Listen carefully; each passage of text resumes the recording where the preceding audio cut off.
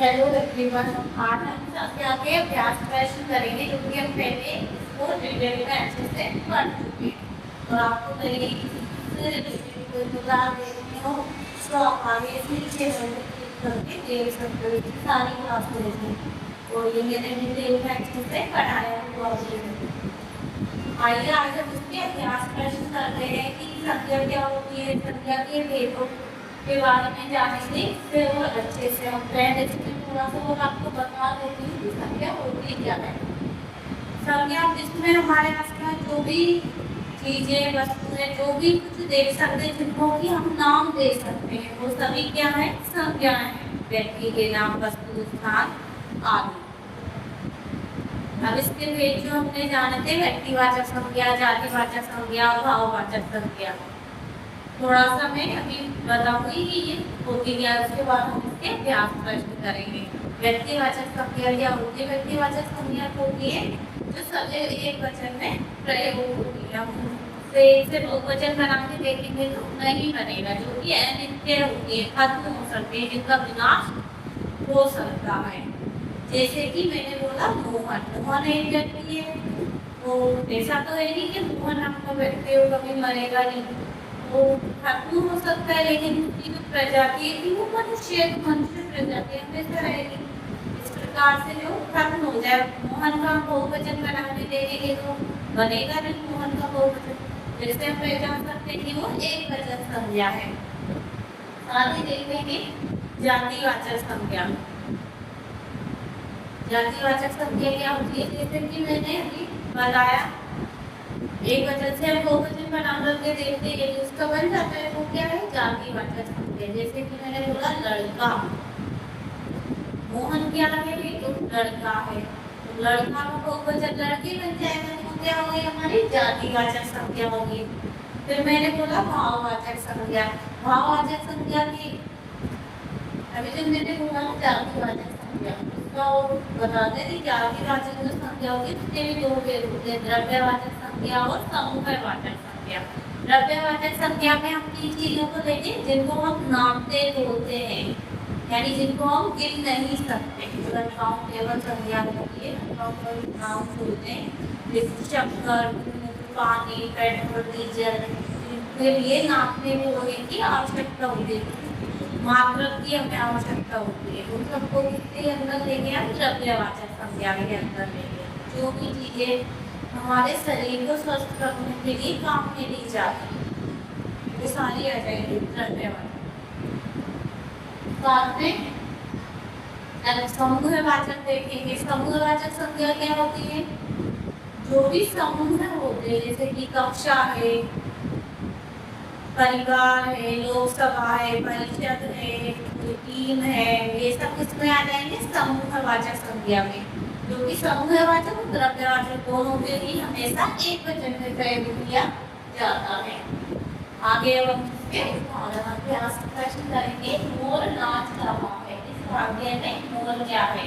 ये मोर भाव तो है नहीं, भाववाचक संज्ञा तो नहीं है, इसको काट दिया। मोर द्रव्यवाचक के लिए मोर को प्लूरल बना सकते हैं, द्रव्यवाचक के लिए इसको भी काट दे सकते हैं ना। मोर व्यक्तिवाचक भी नहीं है, मोर को रखेंगे जातिवाचक संज्ञा में। तो इससे वस्तु है, वस्तु भी जिसमें आ जाएगा जातिवाचक संज्ञा। जब यहाँ हम लोग वस्तु रख देंगे, इसको रखेंगे जातिवाचक।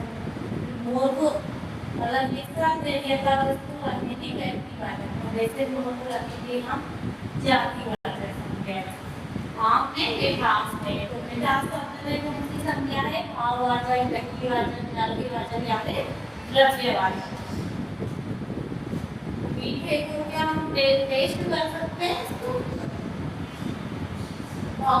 जातिवाचक संज्ञा तो ये है, व्यक्तिवाचक भी नहीं है, एक व्यक्ति का नाम है नहीं है, द्रव्यवाचक भी नहीं है। विभास शब्द जो है, मीठा शब्द विशेषण होता है, मीठा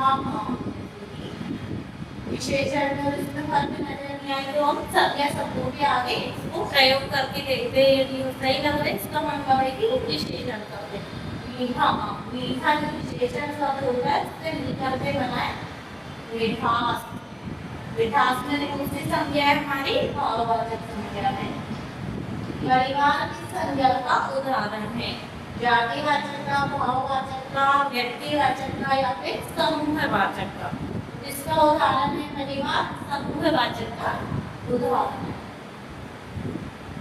जातिवाचक संज्ञा का उदाहरण है। अभी इसको हम देखेंगे जातिवाचक का संज्ञा का उदाहरण बोलता है महाभारत में नाम में ये भी नहीं है भाई, ये व्यक्तिवाचक हो गया, कमल भी व्यक्तिवाचक है और जापान भी क्या है, व्यक्तिवाचक है। देश का नाम है ये भी, और लोग शब्द में क्या है, जातिवाचक संज्ञा है। इसको नाम से बोलते हैं, तो इसमें कौन सी संज्ञा हो गई हमारी, जातिवाचक संज्ञा।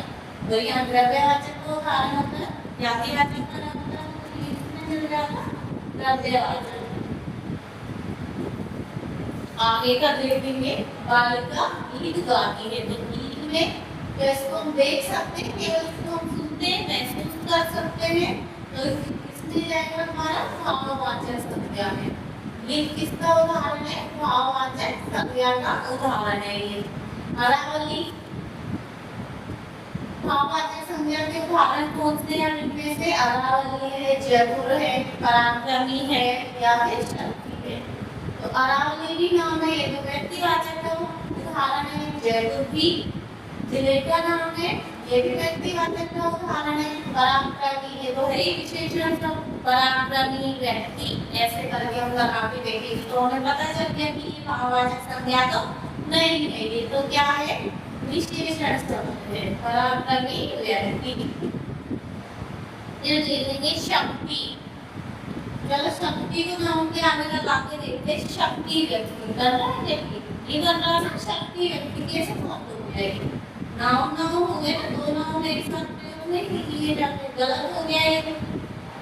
शक्ति क्या है हमारी, हमने ऐसे लगा के देखा कि कहीं विशेषण तो नहीं है, देखिए ये भाववाचक संज्ञा है। तो शक्ति क्या है हमारी यहाँ पे, भाववाचक संज्ञा है।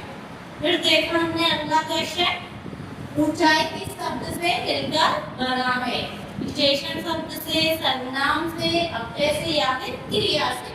तो हम देखेंगे, इसको जोड़ के देखेंगे, ऊंचाई, ऊंचा प्लस आई, तो इससे बने ऊंचा शब्द क्या होता है, विशेषण, ऊंचा मकान, ऊंची दीवार, ऊंची दीवार, इससे बनाइए विशेषण शब्द, ऊंचा विशेषण शब्द होता है, इससे मिलकर के बनाइए हमारी भाववाचक संज्ञा ऊंचाई।